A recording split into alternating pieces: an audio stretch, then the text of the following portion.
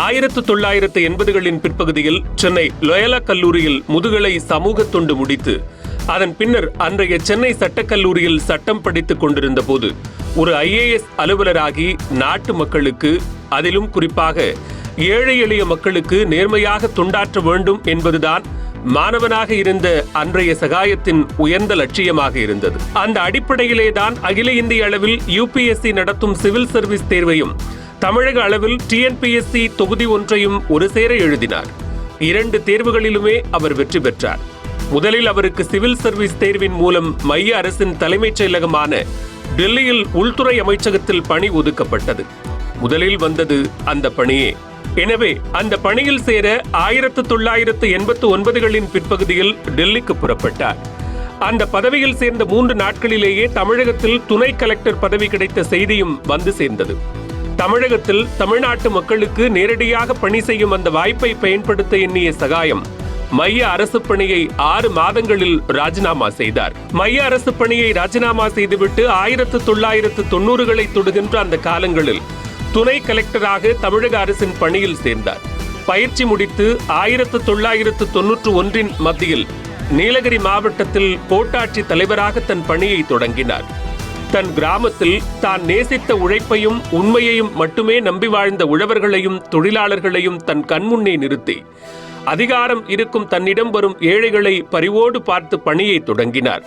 அதனால்தான் பழங்குடி மக்கள் ஒரு பெரிய எஸ்டேட்டினுடைய நிலத்தை ஆக்கிரமித்திருக்கிறார்கள், எனவே அதனை அகற்றிவிட்டு அறிக்கை அனுப்பு என கலெக்டர் சொன்னபோது 4000 ஏக்கர் வைத்திருக்கக்கூடிய இந்த எஸ்டேட்டில் 40 குடும்பங்கள் கொண்ட பழங்குடி மக்கள் 4 ஏக்கர் மட்டும்தான் வைத்திருக்கிறார்கள் என்று குறிப்பிட்டு, இந்த ஏழை பழங்குடியினர் ஆக்கிரமிப்பாளர்கள் இல்லை, அவர்கள் இந்த மலையின் மைந்தர்கள், ஆயிரக்கணக்கான ஆண்டுகளாக இந்த மலையையே தாயகமாக கொண்டு வாழக்கூடிய இவர்களை ஆக்கிரமிப்பாளர்களாக கருதி நான் அகற்றிவிட முடியாது என மறுத்துவிட்டார்.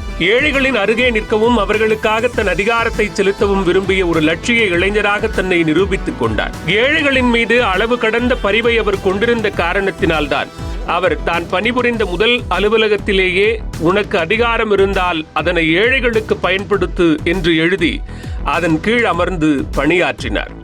இவரது மேலதிகாரியான மாவட்ட ஆட்சித்தலைவருக்கும் இவருக்குமான முரண் ஏழைகளின் மீது பரிவு கொண்டு இவர் எடுத்த நடவடிக்கைகளின் புள்ளியில் இருந்துதான் தொடங்குகிறது. அதுவே அங்கிருந்து மாவட்ட ஆட்சித்தலைவரே அரசின் அனுமதியை பெறாமல் இவரை உடனடியாக பணியிலிருந்து விடுவிக்கிற அதிகார விதிமீறச் செயலுக்கு வித்திட்டது. ஆரம்ப காலகட்டத்தில் இவர் தன் அதிகாரத்தை ஏழை எளிய உழைக்கக்கூடிய மக்களுக்காக பயன்படுத்தினார். அதற்கு சாட்சியாக அவருடைய வார்த்தைகளும் வாசகங்களும் அமைந்திருந்தன. அதன்பின் ஏழைகளுடைய மேம்பாட்டிற்கு அரசின் அதிகாரத்தை பயன்படுத்த தடையாக இருப்பது லஞ்சமும் ஊழலும் என்பதை இவர் கண்டறிந்தார். அதனால்தான் அவர் லஞ்ச ஊழலுக்கு எதிரான நடவடிக்கைகளில் தீவிர கவனம் செலுத்த தொடங்கினார். அன்று அவர் உருவாக்கிய அந்த வாசகம்தான் லஞ்சம் தவிர்த்து நெஞ்சம் நிமிர்த்து. காலங்கள் ஓடின. அதன் ஊடாக லஞ்ச ஊழலுக்கு எதிரான தீவிர நிலைப்பாட்டை எடுக்க தொடங்கினார் சகாயம். விளைவாக ஏறக்குறைய 25 பணி மாறுதல்களை அவர் சந்திக்க வேண்டிய இக்கட்டிற்கு தள்ளப்பட்டார். எத்தனை முறை என்னை மாறுதல் செய்தாலும் ஒரு காலம் என் நேர்மையை நீங்கள் மாற்ற முடியாது என்ற உறுதிப்பாட்டில் அவர் தொடர்ந்து பயணித்து வந்தார். அவரது முக்கியமான பணிகளில் ஒன்றான நாமக்கல் மாவட்டத்தில் மாவட்ட ஆட்சியராக பணியாற்றிய போது ஏழை மக்களுக்கு, எளிய கிராமத்து உழவர்களுக்கு, உழைக்கும் தொழிலாளர்களுக்கு பரிவு காட்டி அவர் பணியை தொடங்கினார். அந்த மாவட்டத்தில் எளிய மக்கள் கிராமத்திலிருந்து மனுக்களை கொடுத்து நியாயம் பெற தொடுவானம் என்ற திட்டத்தை அவர் அறிமுகப்படுத்தினார். மாற்றுத்திறனாளிகளுக்கான ஊன்றுகோல் திட்டத்தையும் 30க்கும் மேற்பட்ட கிராமங்களிலே இரவிலே இவர் தங்கி நீதி வழங்குகின்ற கிராமத்தங்கள் என்ற திட்டத்தையும் தொடங்கி செயல்படுத்த தொடங்கினார். அது மட்டுமல்லாமல் உழவர்களுடைய முன்னேற்றத்திற்காக உழவன் உணவகத்தை தொடங்கி உழவர்களை வணிகர்களாக மாற்றக்கூடிய திட்டத்தை வெற்றிகரமாக செயல்படுத்தினார். இந்தியாவிலேயே முதன்முறையாக பெற்றோர்களை கவனிக்காத பிள்ளைகளுக்கு பாடம் புகட்டும் விதத்தில் வயதான தந்தையை வீட்டை விட்டு துரத்திய மகனை மூத்த குடிமக்கள் பெற்றோர்கள் பாதுகாப்பு சட்டம் 2007 கீழ் கைது செய்ய உத்தரவிட்டார்.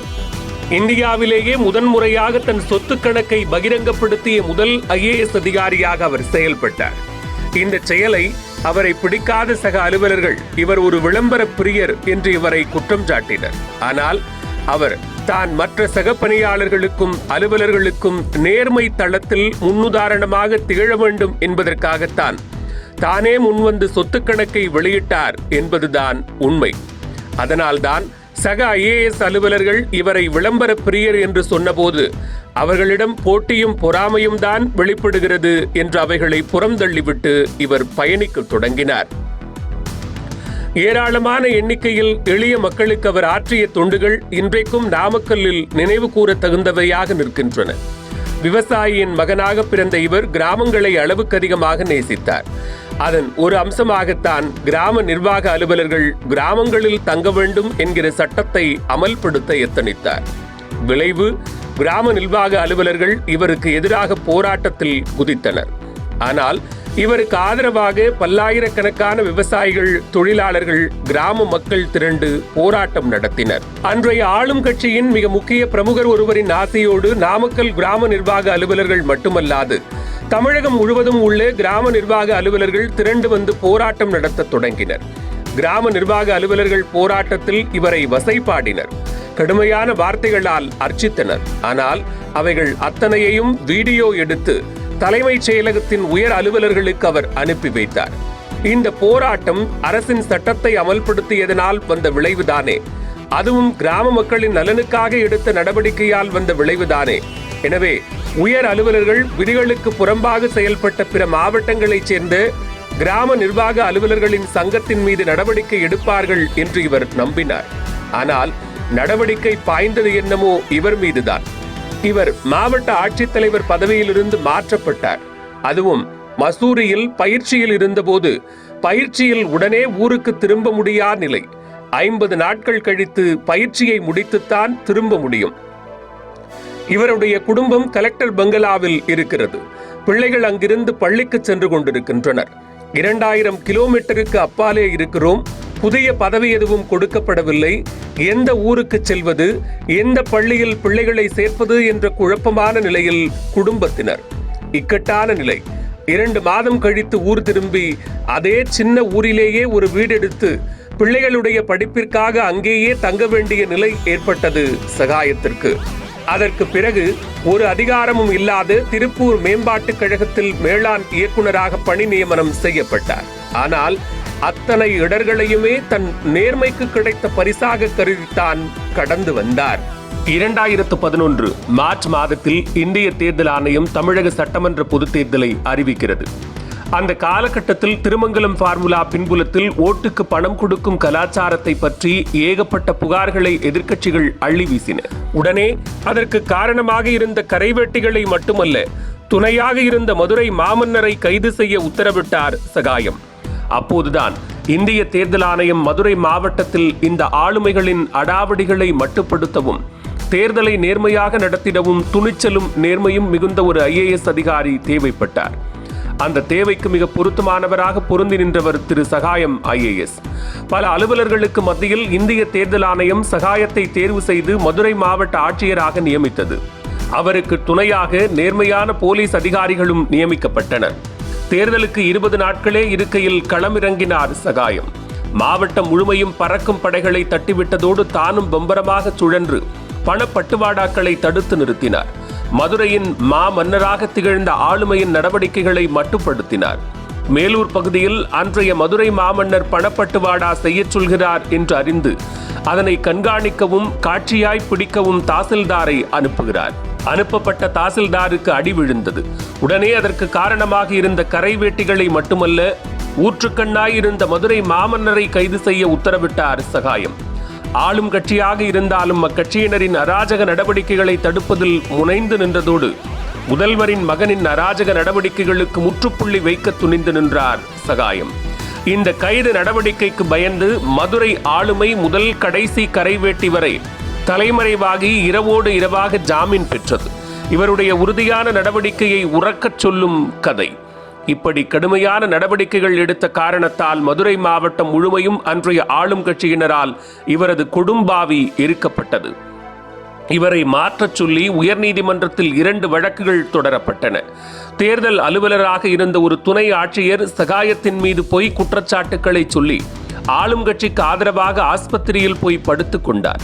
இப்படி தொடர்ந்து இவருக்கு இடையூறு பல வந்தாலும் இவர் மதுரை மாவட்டத்தில் அன்றைய நாளில் தேர்தலை மிக நேர்மையாக நியாயமாக நடத்தி காட்டி இந்திய தேர்தல் ஆணையத்தின் பாராட்டை பெற்றார். அனைத்து கட்சியினரும் பொதுமக்களும் சகாயத்தின் நேர்மையான நடவடிக்கையை பாராட்டினர். இதுகாரும் பயந்திருந்து பதுங்கியிருந்த எதிர்க்கட்சியினரான அதிமுகவினரே இவரை எங்கள் தங்கம், மதுரை வீரன், மதுரையை மீட்ட சுந்தரபாண்டியன் என்றெல்லாம் பாராட்டு மழையில் குளிர வைத்த சம்பவங்கள் உண்டு. அதனால்தான் அதனைத் தொடர்ந்து அதிமுக ஆட்சி வந்தபோது ஜெயலலிதா எல்லா மாவட்ட ஆட்சியர்களையும் மாற்றிய போது இவரை மாற்றாமல் அங்கேயே பணிபுரிய அனுமதித்தார். ஆனால் அடுத்த 11 மாத காலத்தில் கிரானைட் முறைகேட்டை இவர் வெளிக்கொண்டு வந்து 16,000 கோடி அரசுக்கு இழப்பு என்று அறிக்கை அனுப்புகிறார். அனுப்பிய 3வது நாளில் தலைமைச் செயலர் இவரை ஆய்வுக் கூட்டத்திற்கு வாருங்கள் என்று அழைக்கிறார். ஆய்வுக் கூட்டத்திற்கு வந்திருந்த இவரை கூட்டம் எதுவும் நடத்தாமல் தலைமைச் செயலர் வெறுமனே இவரை வாழ்த்தி அனுப்பிவிட்டார். இவர் அங்கிருந்து மதுரைக்கு செல்ல மீனம்பாக்கம் ஏர்போர்ட் நுழைகிற போதே இவர் மதுரை கலெக்டர் பதவியிலிருந்து கோஆப்டெக்ஸுக்கு தூக்கி அடித்தது அதிமுக அரசு. மதுரை மாவட்ட ஆட்சியர் பதவியை ஒப்பிடுகிற போது கோஆப்டெக்ஸ் மேலாண் இயக்குனர் பதவி என்பது அதிகாரம் குறைந்த பதவி. ஆனாலும் மனம் வலித்தாலும் முகம் சுளிக்காமல் அந்த பதவியை ஏற்றுக்கொண்டார். 12 வருடங்களாக நஷ்டத்தில் இயங்கிய கோஆப்டெக்ஸை ஒரே ஆண்டில் லாபகரமான நிறுவனமாக மாற்றினார். 80 ஆண்டு கால கோஆப்டெக்ஸ் இயக்கத்தில் ஏழை நெசவாளர்களுக்கு இதுகாரும் வழங்கப்படாத போனஸை இவர் வழங்கியது வரலாற்றில் முதன்முறை. இவர் காலத்தில் கோஆப்டெக்ஸ் மிகச்சிறந்த நிறுவனமாக தேர்ந்தெடுக்கப்பட்டு இந்திய அரசால் 2 தேசிய விருதுகள் வழங்கப்பட்டது. இவர் காலத்தில்தான் முதன்முறையாக வேட்டி தினம் தமிழகத்தில் அறிமுகப்படுத்தப்பட்டது. தங்கமழை பரிசு திட்டம், பரிசு கூப்பன் திட்டம், நெசவாளர்களின் வாழ்க்கை குறிப்போடு புகைப்படத்தை சேலைகளில் இணைப்பது போன்ற புதுமைகளை இவர் நடத்தி காட்டி கோஆப்டெக்ஸின் வணிகத்தை பெருக்கினார். இந்த நிலையில் கோஆப்டெக்ஸ் கள்ளக்குறிச்சி விற்பனை நிலையத்திற்காக அதன் மேலாளர் கள்ளக்குறிச்சி பேருந்து நிலையத்தில் ஆளும் கட்சி நகராட்சி தலைவரிடம் இடம் கேட்க சென்றார். கோஆப்டெக்ஸ் அதே பேருந்து நிலையத்தில் விற்பனை நிலையத்தை 50 ஆண்டு காலமாக நடத்தி வந்ததுதான் உண்மை. ஆனால் நகராட்சி தலைவர் தன் சுய லாபத்திற்காக ஏற்கனவே தன் விருப்பம் போல கடையை பிறருக்கு ஒதுக்கிவிட்டார். இந்நிலையில் மேற்கண்ட மேலாளர் ஆளும் கட்சி நகராட்சி தலைவரை அணுகி இடம் வேண்டுமென்று தொடர்ந்து வேண்டுகோள் வைக்கிறார். அதனால் தொடர்ந்து வற்புறுத்திய மேலாளரை அடித்து துரத்திவிட்டார் நகராட்சி தலைவர். மேலாளரை தாக்கியே கள்ளக்குறிச்சி நகராட்சி தலைவரை கைது செய்ய வேண்டி காவல் கண்காணிப்பாளருக்கும் டிஜிபிக்கும் தொடர்ந்து மெயில் அனுப்பி வற்புறுத்துகிறார் சகாயம். இந்த நிலையில் அன்றைய தினம் கைத்தறித்துறை அமைச்சராக இருந்த கோகுல இந்திரா சகாயத்திடம் அந்த புகாரை திரும்ப பெற அந்த மேலாளரை அறிவுறுத்தும்படி கேட்டுக்கொள்கிறார். உங்களுக்கு கீழே பணியாற்றுகின்ற அலுவலர் தாக்கப்பட்டதற்கு நீங்களே நீதி வாங்கி கொடுத்திருக்க வேண்டும், மாறாக புகாரை திரும்ப பெற சொல்வது எந்த வகையில் நியாயம் என்று கேட்டிருக்கிறார். அது மட்டுமல்லாது அந்த மேலாளர் புகாரை திரும்ப பெற மாட்டார் என்று உறுதியாக சொல்லிவிட்டார். அதன் பிறகு கைத்தறித்துறை அமைச்சர் சில அமைச்சர்களோடு கூட்டம் நடத்தி அந்த மேலாளரை மிரட்டி அந்த புகாரை திரும்ப பெறச் செய்து விட்டார். அதனால் வெகுண்டெழுந்த சகாயம் IAS அந்த கைத்தறித்துறை அமைச்சர் மீது நடவடிக்கை எடுக்க கோரி தலைமைச் செயலருக்கு கடிதம் எழுதி முதலமைச்சருடைய கவனத்திற்கு கொண்டு போக வற்புறுத்தினார்.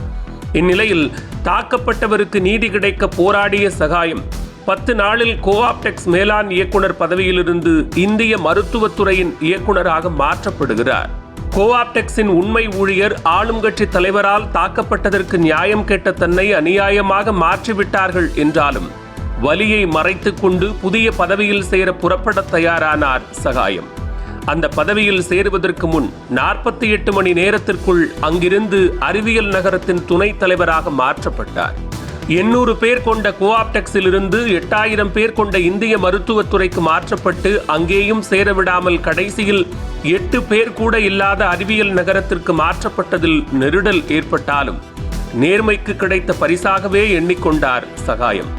அவர் பணியில் சேர்ந்த 3 நாளில் சென்னை உயர்நீதிமன்றம் கிரானைட் விசாரணையை நடத்த சொல்லி சட்ட ஆணையராக நியமனம் செய்தது. தமிழக அரசே தடை போட்ட அந்த பணியை பல மிரட்டல்களுக்கு அஞ்சாமல் தடைகளை தாண்டி அந்த விசாரணையை வெற்றிகரமாக நடத்தி அறிக்கை அளித்தார் சகாயம். 1,00,000 கோடிக்கும் மேலாக இழப்பென்று குறிப்பிட்டு இந்தியாவினுடைய மெகா கிரானைட் ஊழலை வெற்றிகரமாக வெளிக்கொணர்ந்தார். ஆக அரசு அளிக்கின்ற பதவியாக இருந்தாலும் சரி, இந்திய தேர்தல் ஆணையம் அளிக்கின்ற பதவியாக இருந்தாலும் சரி, உயர்நீதிமன்றம் அளிக்கின்ற பொறுப்பாக இருந்தாலும் அதனை நேர்த்தியோடும் நேர்மையோடும் செய்வதே சகாயத்தின் பாணி. இப்படி நேர்மையாக பணியாற்றிய தனக்கு அரசு செயலர் நிலையில் தமிழகம் முழுமையும் அதிகாரத்தையும் ஆட்களையும் கொண்டு ஏழைகளுக்கு எத்தனையோ செய்ய முடியும் என்று எண்ணியிருந்த சகாயத்தை அறிவியல் நகர கூண்டுக்குள் அரசு கச்சிதமாக அடைத்து விட்டது. இவரது அதிகார எல்லை இவரது அலுவலக படிக்கட்டுக்குள்ளேயே முடங்கி போனது.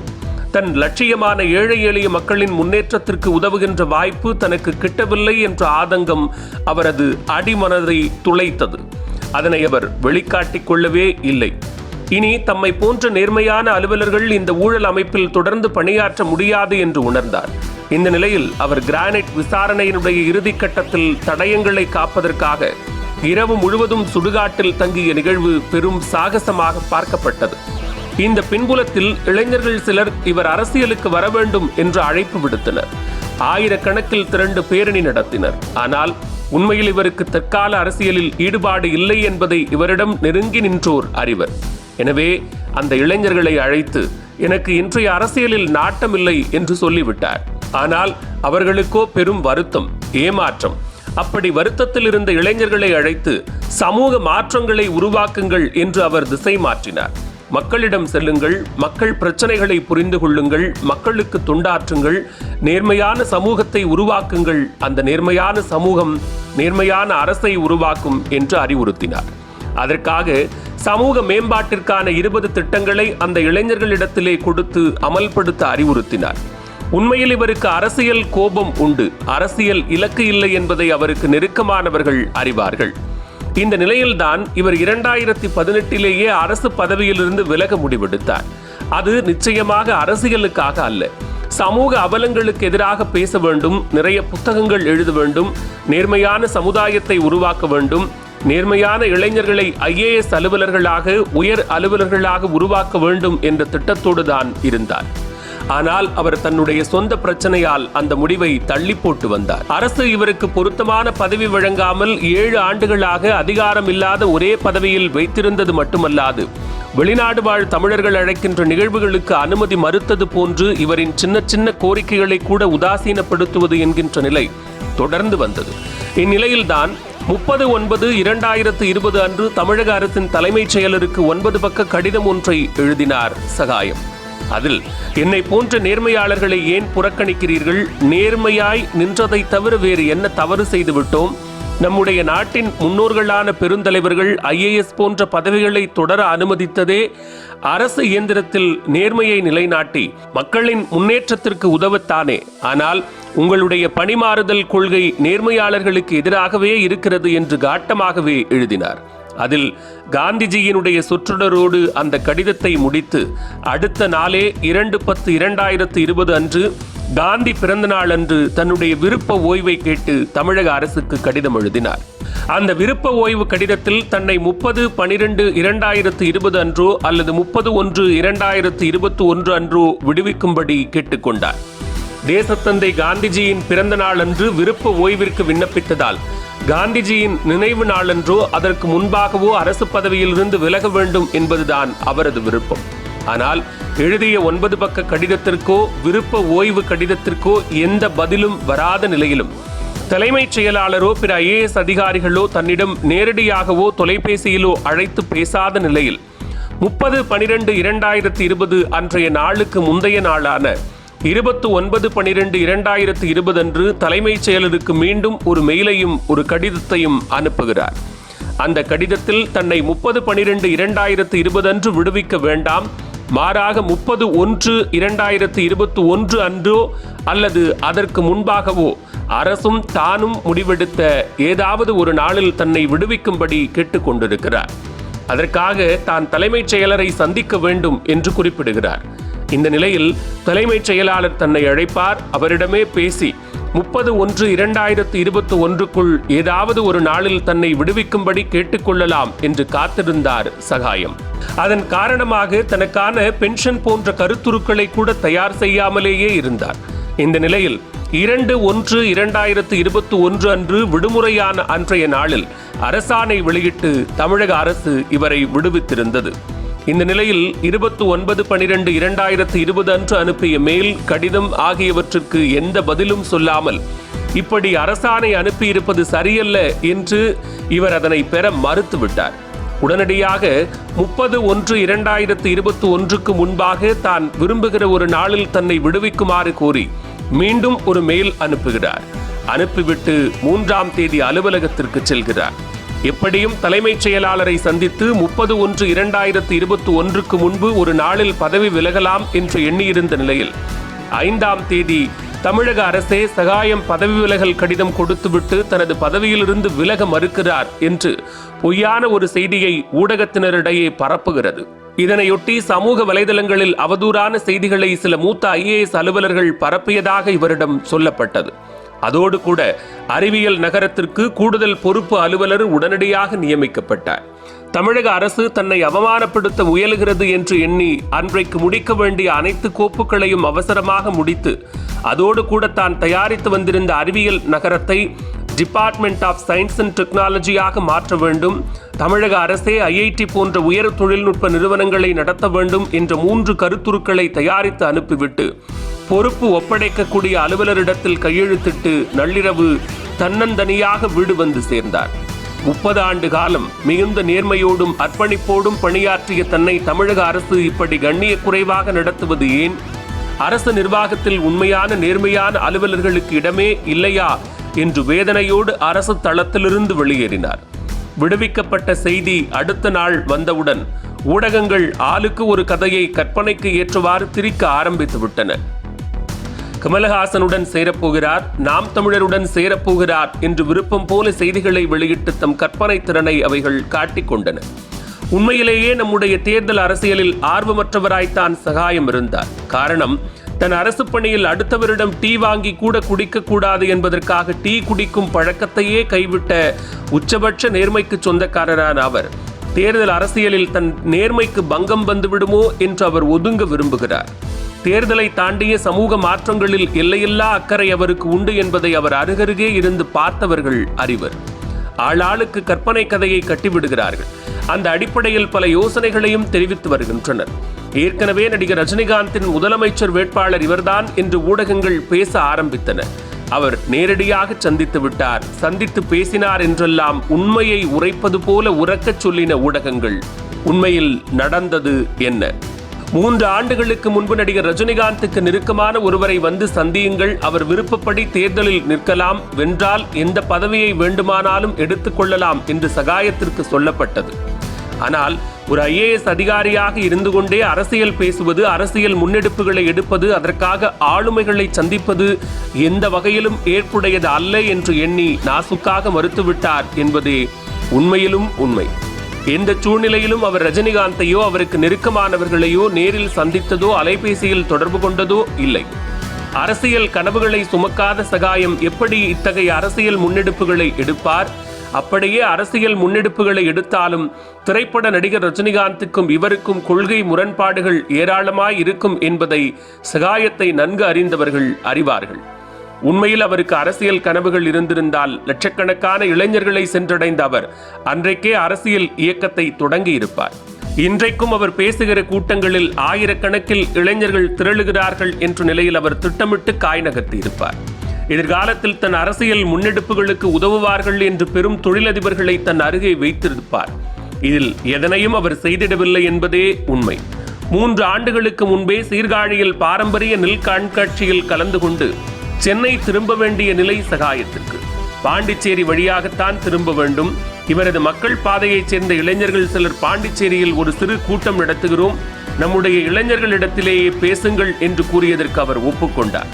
சீர்காழியில் புறப்படுகிற போது எங்கே கூட்டம் என்று சகாயம் கேட்டார். கடற்கரையில் கூட்டம் என்றனர். ஏன் கடற்கரையில் வைக்கிறீர்கள்? ஒரு சின்ன அரங்கில் வைக்க வேண்டியது தானே, 40-50 பேர் கலந்து கொள்வதற்கு எதற்கு கடற்கரையில் கூட்டம் என்று கேட்டுவிட்டு சீர்காழியில் இருந்து புறப்பட்டார். 6 மணிக்கு தொடங்க வேண்டிய கூட்டம் இவர் வந்து சேர்ந்த போது 7:30 மணி ஆனது. அதிகபட்சமாக கடற்கரையில் சில 100 பேர் இருக்கலாம் என்று எண்ணிச் சென்ற சகாயத்திற்கு கூட்டத்தை பார்த்ததும் ஆச்சரியம். கட்டுக்கடங்கா கூட்டம். 7000 8000 இளைஞர்கள் வந்திருந்தனர். தான் பணி செய்யாத பாண்டிச்சேரியில் கூட தான் சென்றடைந்திருக்கிறோம் என்பதை உணர்ந்து கொண்டார் சகாயம். பாண்டிச்சேரியிலே சென்றடைந்தவர் தமிழகத்திலே கேட்கவா வேண்டும்? லட்சக்கணக்கான இளைஞர்களின் நம்பிக்கையை பெற்றிருக்கிறார் என்பது உண்மை. அப்படி தெரிந்திருந்தும் சகாயம் தேர்தல் அரசியலில் நாட்டம் கொள்ளவில்லை என்பதுதான் உண்மை. இந்த ஆட்சி முறையில் மக்களுக்கு எவ்வளவு செய்துவிட முடியும் என்பதிலும் தனது நேர்மைக்கு பங்கம் வந்துவிடுமோ என்கிற ஐயப்பாடும் தான் இவரை அரசியல் தளத்திலிருந்து தள்ளி வைக்கக்கூடிய காரணிகள். ஆனால் ஏறக்குறைய 30 ஆண்டு காலம் நேர்மையாக பணியாற்றிய ஒரு அரசு அலுவலராகிய தன்னை அரசுகள் தொடர்ந்து நடத்திய விதம், குறிப்பாக 7-8 ஆண்டுகளில் தன்னை அரசு நடத்தியது, தன் பணி விலகலை கூட கண்ணிய குறைவாக கையாண்ட இந்த அரசின் செயலும் சகாயத்தை சிந்திக்க தூண்டியிருக்கின்றன. அதோடு கூட சமூக மாற்றத்திற்காக ஓய்வு நேரங்களை பயன்படுத்தி அவர் வழிகாட்டி வந்த மக்கள் பாதை அமைப்பில் அதன் அறக்கட்டளையின் தலைவராக இவரால் நியமிக்கப்பட்டவர் இவருக்கு எதிராக இன்று கிளம்பியுள்ளார். அதோடு அந்த அறக்கட்டளையில் நிதி முறைகேடுகளை செய்து சில இளைஞர்களை பயன்படுத்தி இந்த இயக்கத்தை பிளவுபடுத்த அவர் முயல்கிறார். இவருக்கு எதிராக பல அவதூறு செய்திகளை சமூக வலைதளங்களில் தொடர்ந்து பரப்பி இவரை நேர்மையற்றவராக சித்தரிக்க நயவஞ்சகமாக முயல்கிறார். இந்த பின்புலத்தில் அரசும் உளவுத்துறையும் இருக்கின்றன என்றும் சில அரசியல் இயக்கங்கள் இருக்கின்றன என்றும் இவரிடம் சொல்லப்பட்டிருக்கிறது. தேர்தல் அரசியலுக்கு அப்பாலே தள்ளி நின்ற இவரை ஏதோ தேர்தலுக்காக திட்டமிட்டு வெளியே வந்தார் என்று உருவகப்படுத்துவது இவருக்கு உவப்பாக இல்லை என்பதுதான் உண்மை. இந்த நிலையில் நேர்மையோடு பணியாற்ற வேண்டும் என்று எண்ணியிருந்த நிலையில் தூக்கி எறியப்பட்ட இவரின் உண்மை நிலையை யார் அறிவார்? நேர்மையாக நின்றதற்காக பழிவாங்கப்பட்டார் என்ற உண்மை செய்தியை மறைத்து அரசியல் சாயம் பூசி திசை திருப்புகின்ற செயலை எல்லோருமே செய்தது இவருக்கு வேதனையாக இருக்கிறது. தேர்தல் அரசியலை விரும்பாத இவர் ஒரு நேர்மையாளனாக இருந்த தன்னை அரசு நடத்திய விதமும், குறிப்பாக அவர் விலகலை கண்ணியமற்ற முறையில் கையாண்டதையும் இவரது அமைப்புக்குள்ளேயே வெளிச்சக்திகள் ஊடுருவி பிளவுபடுத்த எத்தனித்தது இவரை யோசிக்க வைத்திருக்கின்றன. லட்சக்கணக்கான இளைஞர்கள் சகாயத்தை அரசியலுக்கு வர வேண்டும் என்று சொல்லிய போது புன்னகையுடன் கடந்து வந்த சகாயம் ஆயிரக்கணக்கான இளைஞர்கள் தன்னோடு பயணித்து வந்திருக்கின்றனர் என்பதையும் நினைவு கூறுகிறார். அந்த இளைஞர்களுக்காகவும் தமிழ் மக்களுக்காகவும் விரைவில் அவர் முடிவெடுப்பார் என்று அவருக்கு நெருக்கமானவர்கள் எண்ணத் தொடங்கியுள்ளனர். தமிழகத்தில் ஊழல் பெருகிவிட்ட நிலையில் விவசாயிகளின் தொடர் வறுமை சூழல், இளைஞர்களின் வேலைவாய்ப்பின்மை இவைகளையெல்லாம் கருத்தில் கொண்டு சகாயம் அரசியல் களம் இறங்கலாம். அதே நேரத்தில் சில சக்திகள் ஓட்டுகளை பிரிப்பதற்காகவும் சில அரசியல் இயக்கங்களை பலவீனப்படுத்துவதற்காகவும் தன்னை பயன்படுத்திவிடக் கூடாது என்பதில் அதீத கவனத்தோடு இருக்கிறார் என்பதே உண்மை.